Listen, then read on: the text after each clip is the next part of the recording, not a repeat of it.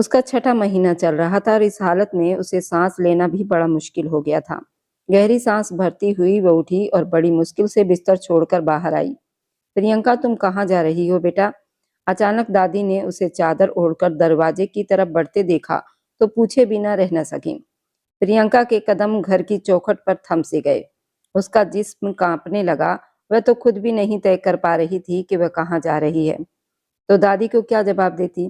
क्या बात है प्रिया बेटा, कुछ परेशान दिखाई दे रही हो, कोई तकलीफ है? उन्होंने उसकी हालत देखकर बड़ी फिक्र से पूछा। प्रिया ने गहरी सांस भरी। चेहरों पर बरसों की थकान और दर्द की लकीरें साफ झलक रही थी। दादी, थोड़ी देर में वापस आती हूँ। इतना कहकर उसने अपने साड़ी को अच्छी तरह से लपेटा और चौखट पार कर गई, जबकि दादी उसे जाते हुए देखती रह गई। कितना बदल गई थी प्रिया। वह हंसती मुस्कुराती सबको खुश रखने वाली लड़की आज ऐसी हालत में थी जहां उसका पूछने वाला कोई नहीं था। दादी उसके लिए दिल से प्रार्थना कर रही थी, क्योंकि वह जानती थी प्रिया बहुत ही मासूम है। इधर अपने घमंड में डूबा दक्ष अपने ऑफिस के कॉरिडोर से गुजर रहा था।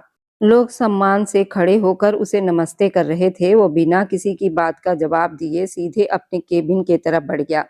रुतबे के साथ चेयर पर बैठते ही उसका पर्सनल सेक्रेटरी शंकर उसे दिन भर की जानकारी देने लगा, जबकि वो लैपटॉप खोलकर काम भी करता जा रहा था और शंकर की बातें भी सुन रहा था। दक्ष अपने आप में बहुत नाम वाला आदमी था, थोड़ा घमंडी भी, जिसका मुकाबला कोई नहीं कर सकता था। जितनी उसके पास दौलत और रुतबा था, उतना ही उसका दिल पत्थर का और बेरहम था। सारी मीटिंग कैंसिल कर दो शंकर, जो काफी देर से उसे मीटिंग के बारे में बताकर अपना गला सूखा कर रहा था। दक्ष के इन शब्दों ने उसे आंखें फैलाने पर मजबूर कर दिया।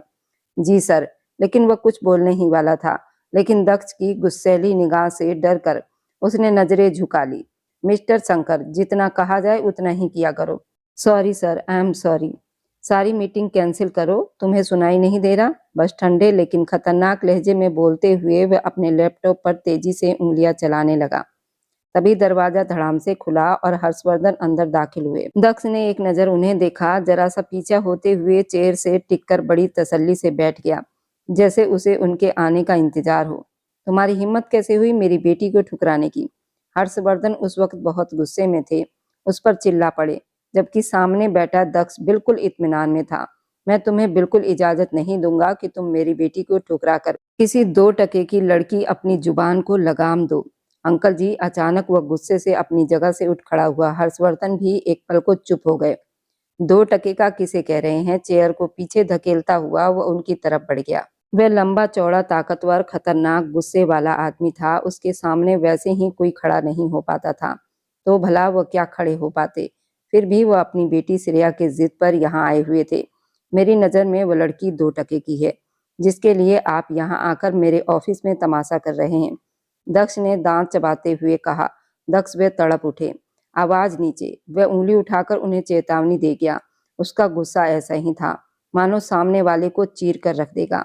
मेरी बात खत्म हो चुकी है, अब आप जा सकते हैं। उन्होंने चुटकी बजाते हुए बाहर का रास्ता दिखा दिया। तुम पछताओगे दक्ष, वे दांत पीसते हुए बोले। खुद जाओगे या गार्ड को बुलवा लूं? वे माथे पर बल डाले एक कदम आगे बढ़ा तो हर्षवर्धन बाहर निकलते चले गए। दक्ष ने गहरी सांस भरी, आंखें मूंद कर अपने गुस्से को काबू किया, जबकि हर्षवर्धन बाहर निकलते ही गुस्से से लिफ्ट की तरफ बढ़ गए। एक लिफ्ट से निकलने वाले आदमी को देखते ही वह एक पल को रुक से गए थे। उस लड़की ने खुद को अच्छी तरह लपेट रखा था, चेहरा तक छुपाया हुआ था। वह उससे कुछ पूछते ही अचानक उसके मोबाइल पर कॉल आने लगी और लिफ्ट भी बंद हो गई। दक्ष ने एक गहरी सांस भरते हुए जैसे खुद को संभाला और इधर हिम्मत जुटाती हुई प्रिया रिसेप्शन पर आ गई। मुझे दक्ष से मिलना है। क्या आपकी अपॉइंटमेंट है? वहां बैठी राधा ने प्रोफेशनल अंदाज में सवाल किया। नहीं, लेकिन प्लीज उनसे कहिए कि मेरा मिलना उनसे बहुत जरूरी है, प्रिया ने बेहाल होते हुए कहा। उसे यूं लग रहा था जैसे उसकी डिलीवरी का वक्त आ गया हो, जबकि अभी तो उसका 7वां महीना ही शुरू हुआ था। कुछ पल तक राधा ने उसे सर से पैर तक देखा। सामने खड़ी साड़ी में लिपटी उस लड़की पर उसे तरस आ गया।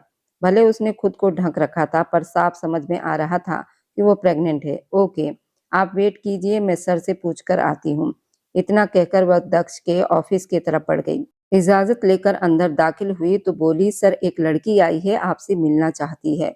मुझे अभी किसी से नहीं मिलना। वो बिना कुछ सुने सख्ती से बोल गया। सर वो प्रेग्नेंट है। राधा ने जल्दी से बताया। तो क्या मैं तुम्हें डॉक्टर दिखाई देता हूँ?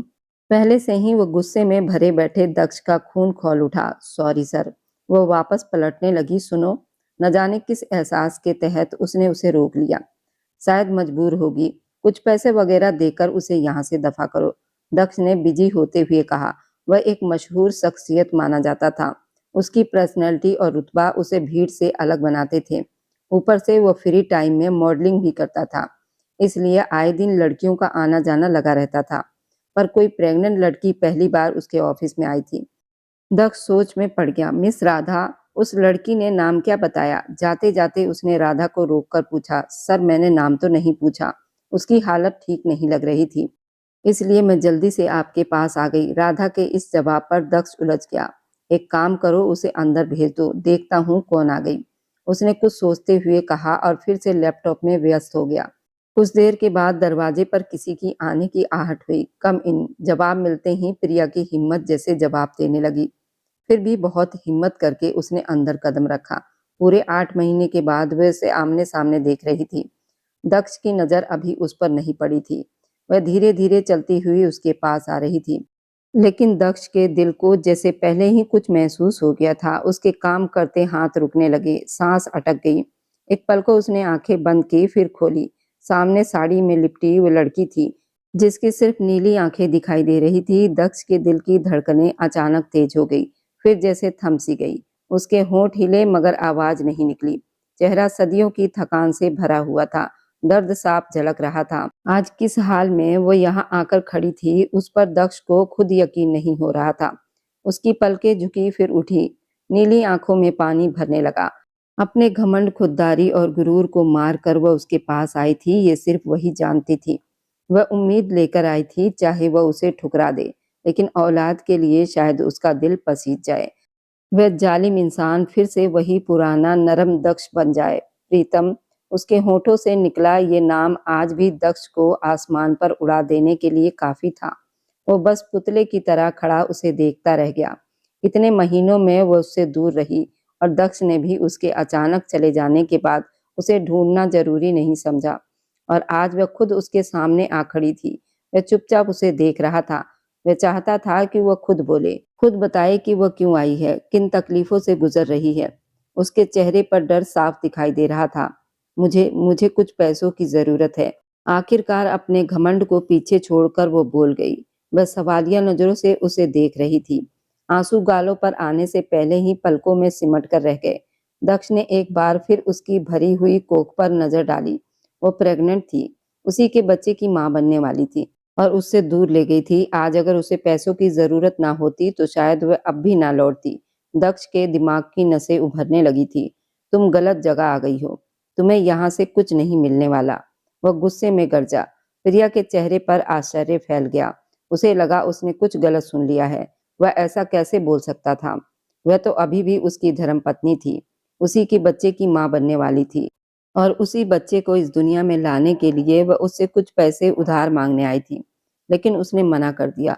वह आज भी वही दक्ष था, ये साबित हो गया था। चुपचाप आंसू उसके गालों से निकलकर जमीन पर गिर रहे थे। उसे खुद भी पता न चला। I am sorry. वह और ज्यादा खुद को नहीं तोड़ सकती थी। दुपट्टे में चेहरा और कसकर छुपाते एक गहरी सांस भरकर दरवाजे की तरफ बढ़ी कि अचानक तेज चक्कर आया और वह दीवार का सहारा लेकर खड़ी खड़ी सांसें भरने लगी। अब वो बिल्कुल थक चुकी थी। उसे किसी की जरूरत थी, एक सहारा, एक कंधा जिस पर सिर रखकर वह रो सके। रुको। दक्ष ने उसे पुकारा। वह लड़खड़ाते कदमों के साथ उसकी तरफ पलटी। वह अपनी जगह से उठ खड़ा हुआ, उसके पास आया, बहुत पास, इतना पास कि दोनों की सांसें एक दूसरे से टकराने लगी। दिल की धड़कन बेकाबू हुई तो दक्ष ने आंखें बंद कर ली। इस वक्त वह उसके सामने टिकने की हालत में नहीं था। इतने दिनों की दूरी के बाद भी वही खुशबू उसे अंदर तक हिला रही थी। वो मान रहा था पूरी दुनिया में सिर्फ यही लड़की है जो उसे सिर से पैर तक हिला सकती है, उसे पागल कर सकती है, अपनी मोहब्बत से उसे कुछ भी करवा सकती है। तुम्हें पैसे चाहिए, मुझे उसके बदले तुमसे कुछ चाहिए। उसकी आवाज अब सौदागर जैसी हो गई थी। प्रिया की आंखों में डर उतर आया। बच्चा तो मैं नहीं दूंगी, उसके शब्द तेज थे मगर हिम्मत से भरे हुए थे। दक्ष हल्का सा मुस्कुराया, मुझे बच्चा चाहिए भी नहीं। उसकी बात से जहां उसे पल को राहत मिली, वहीं दिल बुरी तरह टूट भी गया। वह अपने बच्चे से इतना लापरवाह कैसे हो सकता था? हालांकि ये कोई नई बात नहीं थी, लापरवाह तो वो 6 महीने पहले ही हो गया था। प्रिया खुद को समझा रही थी, फिर उसे क्या चाहिए? वह सवालिया नजरों से उसे देखने लगी। उसके पास देने को था ही क्या? दक्ष ने उसे सिर से पैर तक गहरी नजर से देखा। तुम्हारी हर रात मेरे साथ। वह जरा सा झुककर उसके कान के पास धीमे से बोला। प्रिया का चेहरा पल भर में लाल पड़ गया। वह उसकी बात का मतलब अच्छे से समझ गई थी। वह साथ सिर्फ 3 महीने रही थी, लेकिन उन 3 महीनों में उसने एक भी रात ऐसी नहीं जाने दी थी जब वो उस पर अपनी दीवानगी ना लुटाता हो। बिना उसे बाहों में लिए वो सो ही नहीं पाता था। न जाने इन 6 महीनों में उसने खुद पर कैसे काबू करके रखा था। प्रिया बस सोच कर रह गई। उसे सहना आसान नहीं था। वह तो उसे सांस लेने की भी मोहलत नहीं देता था। ऐसा जालिम था। वह मुझे देर हो रही है, मुझे जाना है। वह नजरें चुराती हुई पलटी। दक्ष ने उसके दोनों तरफ दीवार पर हथेलियां टिका दी। सौदा बुरा नहीं है, तुम्हें जितने पैसे चाहिए मिल जाएंगे। बदले में तुम्हें मेरे साथ रातें बितानी होगी। बिल्कुल पहले की तरह। वो बिना पलक झपकाए उसे देखे जा रहा था। अचानक प्रिया के पेट में दर्द की लहर उठी। वो बेकाबू होकर उसके बाजुओं का सहारा लेकर गहरी सांस लेने लगी। कितनी रातें वह इसी दर्द में तड़प रही थी और आज अपनी औलाद के लिए उसके पिता से खुद का सौदा कर रही थी। दक्ष का दिल उसकी तकलीफ पर तड़प रहा था, मगर फिलहाल वो ये सब जताने वाला नहीं था। वह भी तो उसे तड़पा कर रह गई थी। जब तक मेरा दिल न भर जाए तुम्हें जाने नहीं दूंगा। हो सकता है एक रात में ही भर जाए, हो सकता है कई रातें लगे। तुम्हें मेरी बाहों में बितानी पड़ेगी। दक्ष चाहता था कि सामने खड़ी लड़की जल्द से जल्द अपना फैसला सुना दे, ताकि वह उसकी तकलीफ को जितनी जल्दी हो सके खत्म कर सके। जालिम इंसान के सीने में दर्द से भरा हाथ रखकर प्रिया रुक गई। मुझे ये मंजूर है, वह धीमे से बोलती। उसके होंठ दक्ष के सीने से छू गए। दक्ष ने मुस्कुराकर गहरी सांस भरी और झट से उसे अपनी बाहों में भर लिया। दोनों की नजरों का आमना सामना हुआ। वो पेट पर हाथ रखे तड़प रही थी और दक्ष उसकी कमजोरी जानता था। धीरे धीरे उसने झुककर उसके माथे पर होंठ रख दिए। जैसे तपती धूप में किसी को अचानक ठंडी छांव मिल जाए, वैसे ही प्रिया को उसकी बाहों में सुकून मिला। बिना एक पल लगाए वह उसे गोद में उठाकर बाहर निकल गया। कुछ ही देर में वह शहर के सबसे बड़े अस्पताल में मौजूद था। प्रिया को तुरंत आईसीयू में शिफ्ट कर दिया गया। दक्ष बहुत ज्यादा परेशान था, बुरी तरह घबराया हुआ था। अगर प्रिया को कुछ हो गया, उसके बच्चे को कुछ हो गया, तो वह क्या करेगा? इतनी बुरी हालत में वह उसके पास वापस लौटी थी और अब उसका गुस्से से बुरा हाल था। खुद पर, किस्मत पर। सर ये पेपर साइन कर दीजिए। पेशेंट से आपका क्या संबंध है? आपकी पत्नी है, नर्स ने जल्दी जल्दी पूछा। हाँ मेरी पत्नी है। वह गुस्से से भर गया। आवाज भारी हो गई। सर पेशेंट की हालत काफी क्रिटिकल है। अभी उनका 8वां महीना शुरू हुआ है और बच्चा अभी ही पैदा होने वाला है। हम मजबूर हैं, हमें डिलीवरी अभी करनी होगी। डिलीवरी की बात सुनकर दक्ष हैरान रह गया। पीछे से आवाज लगाता हुआ वह डॉक्टर के पास पहुंचा। मेरी पत्नी और बच्चे को कुछ भी नहीं होना चाहिए। उसके शब्दों में चट्टान जैसी सख्ती थी। भगवान से प्रार्थना कीजिए, सब ठीक होगा। डॉक्टर उसे तसल्ली देकर अंदर चले गए। वहीं दक्ष का बुरा हाल था। अस्पताल के बने मंदिर में जाकर वह हाथ जोड़कर खड़ा हो गया। अगर लड़का होगा तो उसका नाम प्रदीप रखेंगे। प्रिया जब प्यार से बात करती थी तो शर्माकर यही नाम लिया करती थी, और अगर बेटी हुई तो वह कहती थी आप नाम रख लेना। वैसे बेटियां पिता के ज्यादा नजदीक होती हैं। वह याद करते हुए बुदबुदाया, फिर आसमान की तरफ देखकर बोला, भगवान मुझे नहीं मालूम तू बेटा देगा या बेटी, बस सेहतमंद दे दे, जिंदगी दे दे। मेरी पत्नी मुझे इतने दिनों के बाद वापस मिली है। मेरे भगवान, उसे मुझसे दूर मत करना। उसने प्रिया से सख्त शब्द जरूर कहे थे, मगर हकीकत कुछ और थी।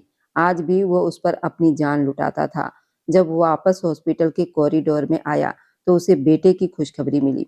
बच्चा बहुत कमजोर है, इसलिए उसे मशीन में रखा गया है। डिलीवरी में थोड़ी प्रॉब्लम हो गई थी, इसी वजह से ऐसा करना पड़ा। उम्मीद है जल्दी ही माँ बाप को दे दिया जाएगा। दक्ष का दिल अपनी पत्नी के लिए धड़क उठा। मेरी प्रिया, डोंट वरी, वो अभी बिल्कुल ठीक है। थोड़ी देर में होश आ जाएगा, फिर आप मिल सकते हैं। डॉक्टर ने उसे तसल्ली दे दी। जबकि दक्ष अपने बीते हुए कल में खोने लगा। तुम अपने पिता के कातिल की बेटी से कैसे शादी कर सकते हो? दक्ष, तुम्हें उसे छोड़ना ही होगा। यही सजा होगी जब उस लड़की के माथे पर तलाक का दाग लगेगा। वादा करो दक्ष, तुम अपने पिता की मौत का बदला उस लड़की से लोगे। उस रात उनका हाथ थामकर उसे वादा कर लिया था, लेकिन ये नहीं जानता था जब वो वापस कमरे में आएगा तो प्रिया वहां नहीं मिलेगी। वह कब हवेली छोड़कर निकल गई, दक्ष को आज तक पता नहीं चल सका और ना ही उसने पता लगाने की कोशिश की। यही वजह थी। खामोशी से 7 महीने बीत गए, यहाँ तक कि उसने उसे ढूंढने की भी कोशिश नहीं की, ना उसकी कमी महसूस की। कम से कम दुनिया को तो यही दिखाया।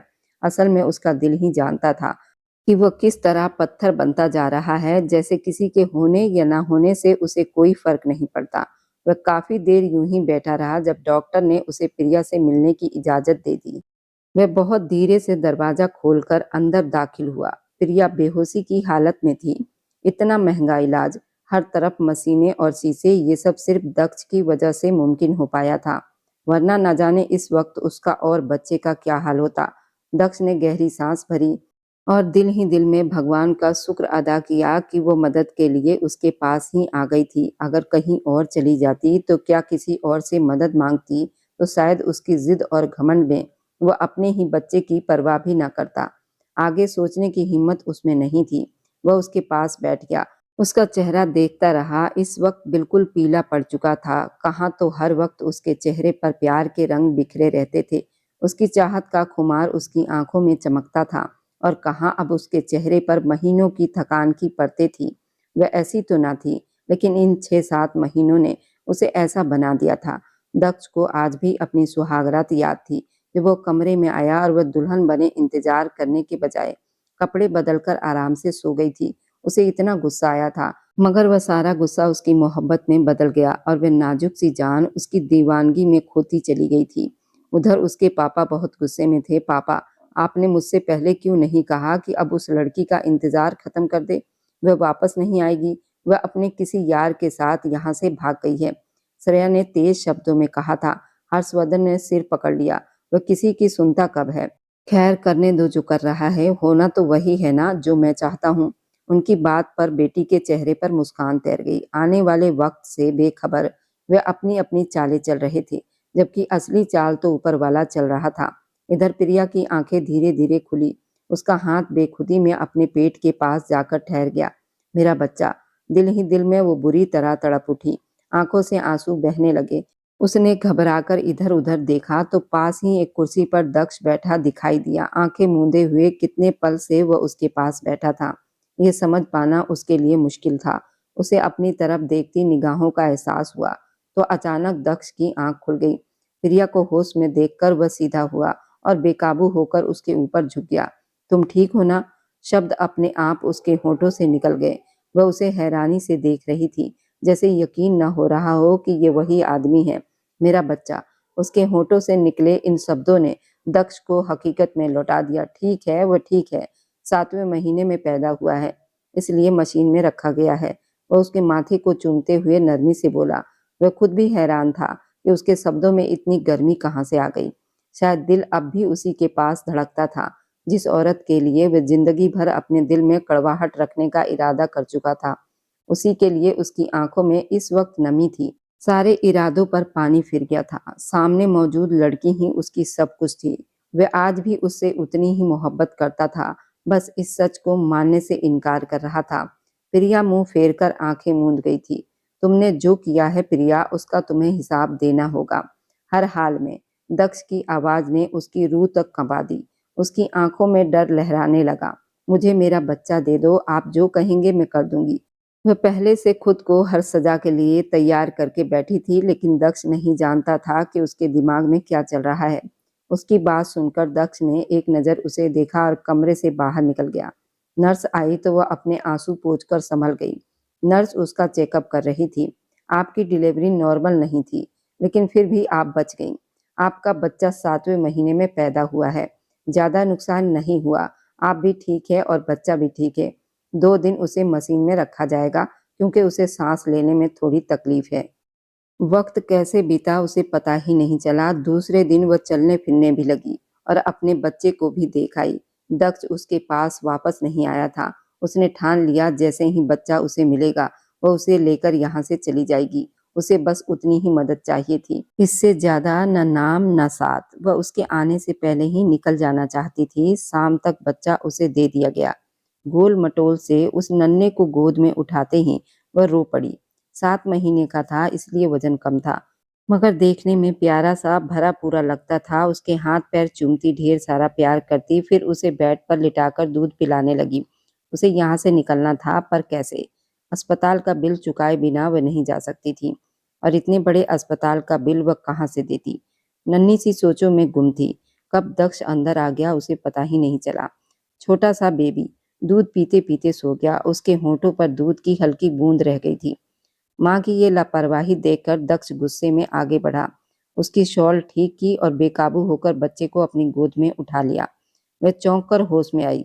मेरा बच्चा। सामने देखा तो चुप रह गई। दक्ष की सख्त निगाहें उस पर थी। होश में रहो, घर नहीं है ये। यहाँ तुम इतनी लापरवाही से बैठी हो। वो माथे पर बल डालकर बोला। प्रिया ने जल्दी से खुद को ढक लिया। नजरें शर्म से झुका गई। दक्ष बच्चे को सीने से लगाए उसका दूध हजम करवाने लगा। यहाँ आने से पहले वह छोटे बच्चे को संभालने के तरीके देख चुका था। प्रदीप मेरा बच्चा। वह प्यार से उसके गाल चूमता रहा।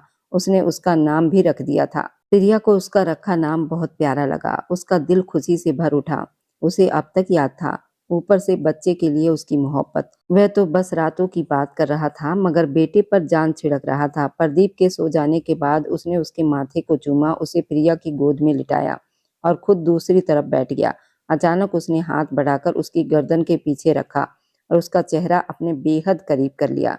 प्रिया का दिल दहल गया। बस 1 इंच की दूरी पर वह रुका था। उसकी सांसें तेज हो गई। वह बिना पलक झपकाए उसे देखे जा रहा था। कोई सवाल जवाब नहीं होगा, सिर्फ हिसाब होगा, बेहिसाब। ये कहते हुए उसके होंठ प्रिया के होंठ से छू गए। तभी अचानक उसके पेट में दर्द की लहर उठी और दक्ष तुरंत पीछे हट गया। क्या हुआ, ठीक हो तुम? उसकी आवाज में चिंता साफ थी। उसके इस बदलते अंदाज को देखकर प्रिया के होंठों पर बेखुदी मुस्कान आ गई। दक्ष को पता ही चल गया। वह झटके से उसके होंठों पर झुका और जोर से काट गया। प्रिया मुंह खोले उसे देखती रह गई, जबकि दक्ष की नजरों में खुला चैलेंज था। अगले ही पल उसने उसे और ज्यादा कसकर अपनी गिरफ्त में दबा लिया। उसके होंठों पर सितम ढाने लगा। उसे सांस तक लेने की इजाजत नहीं दे रहा था। फिर उसके कान के पास झुककर भारी आवाज में बोला, अभी के लिए इतना बहुत है, बाकी घर चलकर। उसने उसके कान की लौ को हल्के से काटा और पीछे हट गया। तभी नर्स अंदर दाखिल हुई। प्रिया का पूरा चेकअप करने के बाद उसने बता दिया कि उसे आज ही डिस्चार्ज कर दिया जाएगा। प्रिया का दिल धक से रह गया। उसे दक्ष के साथ नहीं जाना था। वह जानती थी दादी घर में परेशान हो रही होंगी, इसलिए उसने अस्पताल के नंबर से ही दादी को अपनी हालत बता दी थी। उधर दक्ष जिनकी तरह उसके आसपास मंडरा रहा था, वह डिस्चार्ज पेपर साइन कर रहा था और प्रिया छोटे प्रदीप को गोद में लिए उसके पास खड़ी थी। उसे समझ नहीं आ रहा था कि वो वहां से कैसे निकले। तभी दक्ष ने प्रदीप को उसकी गोद से लेकर अपने सीने से लगा लिया और मजबूत कदमों से गेट की तरफ बढ़ गया। प्रिया चाह कर भी कुछ नहीं कर पा रही थी। उसका बस चलता तो अपना बच्चा वापस ले लेती और वहां से गायब हो जाती, लेकिन दक्ष की खामोशी बता रही थी उसके अंदर बहुत बड़ा तूफान पल रहा है। वे पार्किंग में पहुंचे तो ड्राइवर फौरन गाड़ी ले आया। दक्ष ने उसे धीमे स्वर में कुछ बात की, फिर पिछली सीट का दरवाजा खोला। प्रिया चुपचाप जाकर बैठ गई। उसके पीछे दक्ष भी प्रदीप को गोद में लिए बैठ गया। ड्राइवर ने सावधानी से गाड़ी आगे बढ़ा दी। दक्ष तो जैसे अपने बेटे को देखकर ही जी रहा था, लेकिन प्रिया को उसका ये बदला हुआ अंदाज अजीब लग रहा था, क्योंकि 2 दिन पहले जब वो मदद मांगने आई थी तब उसकी बातों में प्रदीप का कहीं नाम तक नहीं था। गाड़ी जब उस विशाल हवेली में दाखिल हुई तो प्रिया का दिल अतीत में लौटने लगा। 1 साल पहले वह इसी घर में दुल्हन बनकर आई थी। सिर्फ 4 महीने उसने यहाँ जिंदगी बिताई थी। फिर उसकी माँ आई और सब कुछ बिखेर कर रख दिया। क्या पता वह अभी भी यही हो। वह तो अपने होने वाले बच्चे की जान बचाकर यहाँ से भागी थी और आज फिर उसी दरवाजे पर आकर खड़ी थी। उसका दिल तेज रफ्तार से धड़क रहा था। उसने एक नजर प्रदीप पर डाली, फिर दक्ष को देखा जो तसल्ली से अपने बेटे के माथे को चूम रहा था, उसके हाथों पर किस कर रहा था, जबकि प्रिया के वजूद से जैसे बिल्कुल बेखबर था। गाड़ी काफी देर से रुकी हुई थी, लेकिन वो बेटे से नजरें हटाने को तैयार नहीं था। ड्राइवर भी चुपचाप उतर गया। आखिर प्रिया ने डरते हुए उसके कंधे पर हाथ रखा। दक्ष ने लाल आंखों से उसकी तरफ देखा और दबी हुई आग में बोला, इतने महीने तुमने मुझे मेरे बच्चे से दूर रखा प्रिया, मुझे ये तक नहीं जानने दिया कि मैं बाप बनने वाला हूँ, और चुपचाप मेरी जिंदगी से चली गई, ये जानते हुए भी कि मेरा जुनून मुझे कैसे जिंदा रखेगा। तुमने इतनी हिम्मत कैसे की। उसके सख्त शब्दों से प्रिया के रोंगटे खड़े हो गए। वह उसकी बातें भूल सकती थी पर उसका ये रूप नहीं। दक्ष नीचे उतरा और आदेश दिया, उतरो। प्रिया को भी मजबूरी में उसके पीछे चलना पड़ा।